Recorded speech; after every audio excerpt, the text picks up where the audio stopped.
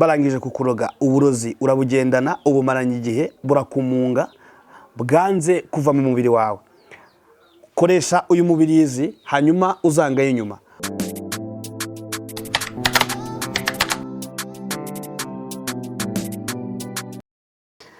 Nongeye kubasuhuza mwebwe mwamaze gukora subscribe kuri iyi channel yacu yitwa Legend Times TV.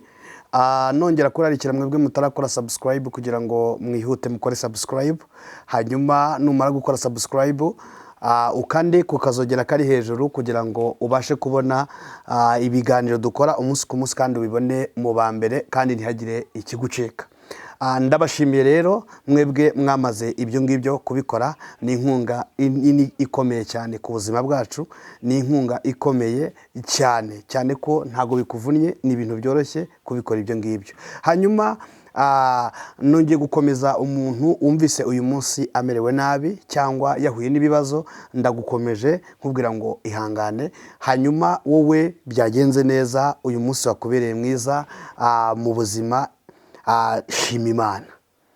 Hanyuma ngarutse muri iki kiganiro ngira ngo tuganire ku kintu kijyanye n'ibimera bya bindi twamaze twahisemo kujya tubagezaho kugira ngo bibagirire umumaro, kandi bimwe dusuzugura tugenda ducaho kandi bitugirira umumaro. Buri kintu cyose Imana yakiremye igifitiye impamvu, ntabwo Imana ikora ikintu idafite impamvu. Hanyuma ibi bimera bigukikije, niyo mpamvu ndetse leta n'ibindi bihugu byagiye bishyiraho ndetse ministeri zijyanye n'ibidukikije. Hanyuma ibi bidukikije bifite umumaro munini ukomeye mu buzima bwawe, yaba mu buvuzi, yaba mu mirire, yaba mu bindi byinshi, muri fields zitandukanye. Ibi bimera bifite umumaro ukomeye cyane. Niyo mpamvu rero twafashe iya mbere kujya tubasobanurira ibimera bitandukanye bigiye bikikije ingo zanyu, bigiye bikikije ubutaka bwanyu, tubasobanurira imimaro cyangwa akamaro bigiye bifite bishobora kubagirira mu buzima busanzwe. Hanyuma uyu munsi ntabwo ndi jyenyine,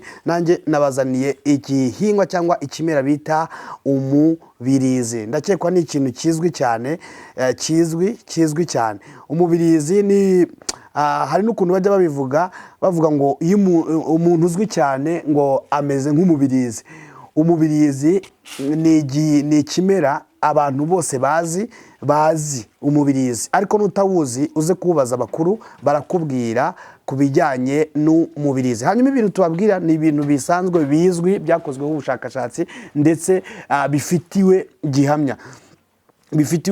Ndaje kukubwira rero byinshi utaruzi ku mubirizi, kandi umubirizi ushobora kugufasha mu buzima bwawe bwa buri munsi.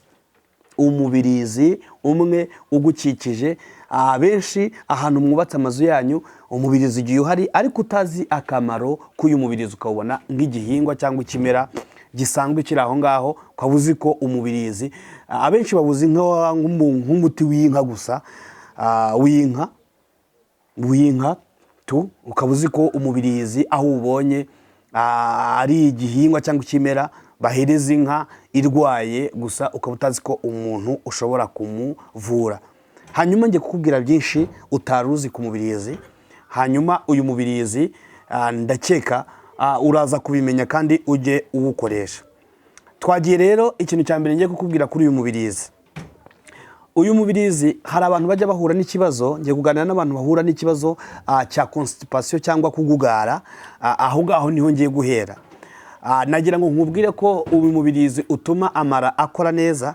Hanyuma iki kibazo cya constipation, hari abantu bashobora kumara nk'icyumweru cyangwa kamara iminsi 4-5 utarajya ku bwiherero, hanyuma ukagugara mu nda, amara yawe atari gukora neza.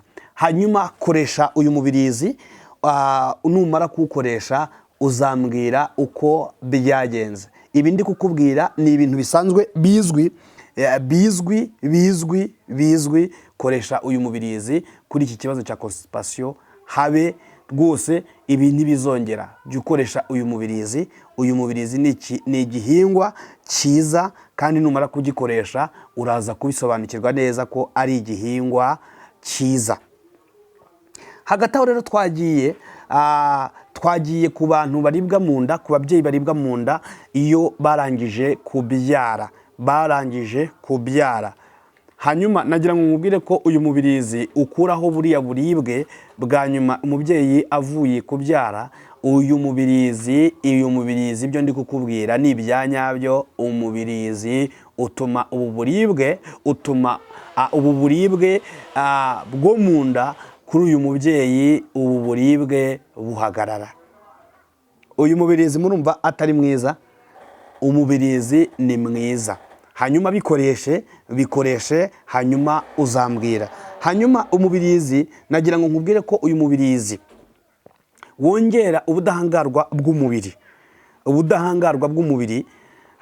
Mbega uyu mubirizi wongera ingufu cyangwa wongera ingufu mu mubiri, wongera ubudahangarwa, mbega ku buryo umubiri udashobora kwatakwa n'izindi ndwara uko ubonye. Umubirizi wongera ubudahangarwa bw'umubiri. Mbisubiyemo, umubirizi wongera ubudahangarwa bw'umubiri. Hanyuma nagira ngo nkubwire ko ku bintu bijyanye na kanseri, uyu mubirizi uvura kandi ukarinda kurwara kanseri. Hanyuma umubirizi wabonaga nk'ikintu gisanzwe, wawubonaga nk'ikintu kiri aho ngaho, ariko nagira ngo nkubwire ko nta kintu na kimwe Imana ikora ihomba. Yadushyiriyeho ibiremwa, idushyiraho ibihingwa, idushyiraho ibimera, hanyuma ngo bizatugirire umumaro. Umubirizi rero nkeka ko uri kugenda uwumenyaho byinshi. Nagira ngo nkubwire ko uyu mubirizi, nongere mbisubiremo, urinda kandi ukanavura kanseri. Uyu umubirizi usanzwe ucaho ukawirengagiza ukumva ko ntacyo umaze, ari umuti w'inka gusa. Menya ko nawe hari ikintu uyu mubirizi wagufasha. Twagiye rero ku bintu bijyanye na hepatite C na hepatite B. Nagira ngo nkubwire ko uyu mubirizi urinda kandi ukanavura izi ndwara. Uyu mubirizi mureba nabazaniye, nagira ngo mbabwire ko uyu mubirizi, ibi ngibi ndi kukubwira, bigerageze hanyuma uzambwira nyuma, hanyuma uzabimbwire, unyandikire, wandike no muri komenti umbwire. Uyu mubirizi ukora ikintu gikomeye cyane ku ndwara z'umwijima, hanyuma uwukoreshe ubundi uzambwire. Uyu mubirizi nk'uko nari nkibabwira, uyu mubirizi uyu nguyu nagira ngo nkubwire kuri wowe, tugiye kuvugana n'umuntu ufite uburozi bwamuzengereje. Barakuroze, barangije kukuroga, uburozi urabugendana, ubumaranye igihe, burakumunga, bwanze kuva mu mubiri wawe. Koresha uyu mubirizi hanyuma uzangaye nyuma. Umubirizi nagira ngo nkubwire ko ari ikimera Imana yadushyiriyeho muri ibi bidukikije. Iki kimera gikura uburozi mu mubiri, bwa bundi wariye bumwe bwari bukumazemo igihe, bwakumunze, bukumazemo igihe kirekire. Koresha uyu mubirizi. Umubirizi ukura, nongere mbibabwire, ukura uburozi mu mubiri. Hanyuma ku badamu nari nabibabwiye, uyu mubirizi wihutisha ibise. Hari abadamu bajya kubyara ibise bikabura. Hanyuma nagira ngo nkubwire ko umubirizi wihutisha ibise ku badamu. Ngira ngo murabyumvise, izo ni akamaro k'umubirizi nari nkibabwira, niho tukiri. Nagira ngo mbabwire rero ko ntabwo ibyiza by'umubirizi ni byinshi cyane, ntabwo wabivuga ngo birangize, ariko ndagerageza kubabwira hafi ya byose. Nagira ngo nkubwire rero ko tugeze ku bantu barwaye diyabete. Nagira ngo nkubwire ko umubirizi uvura kandi ukarinda umubiri, ukarinda diyabete. Kandi nkiri aho ngaho nagira ngo mbabwire ko nyine nari nabibabwiye, wongera ubudahangarwa bw'umubiri. Ariko nagira ngo nkubwire ko umubirizi uyu ucaho ukawureba, ukawihorera, ukawirengagiza, ukumva ko ari ikintu kiri aho ngaho, uvura kandi ukarinda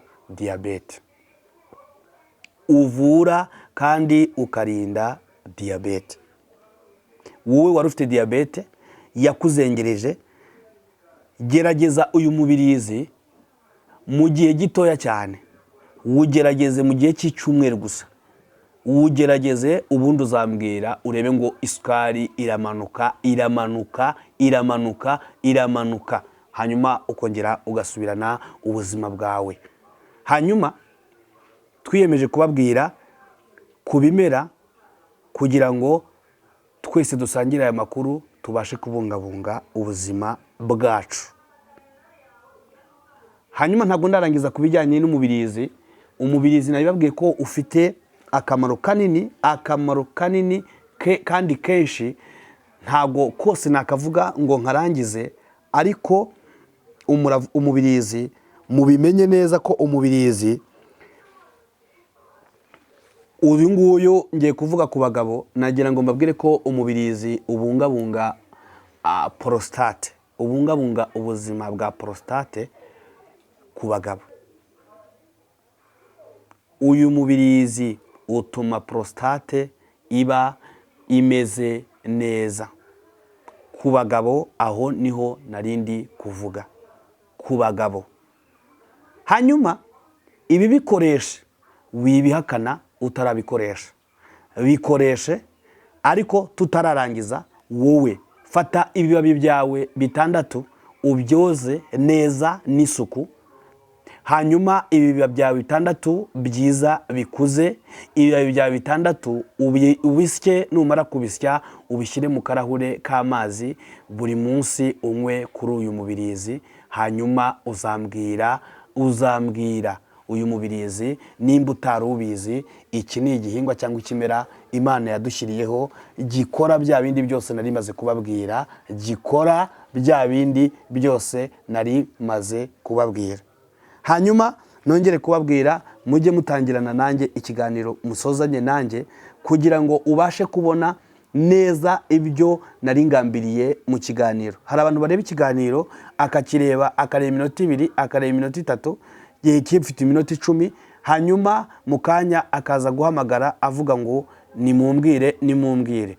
Tangirana natwe ikiganiro, ujye ugisozanya natwe. Hanyuma inama cyangwa ubumenyi twateguye bwose bwo kuguha ku kimera cyangwa ku gihingwa, zose uzizingatire, zose uzikoreshe nkuko twakubwiye. Hanyuma wipinga ibintu utari butangeho amafaranga, wipinga ibintu utari butangeho ibiguzi binini. Hanyuma bikoreshe ibingibi, numara kubikoresha ubundi niba byagukoreye utwandikire muri comment.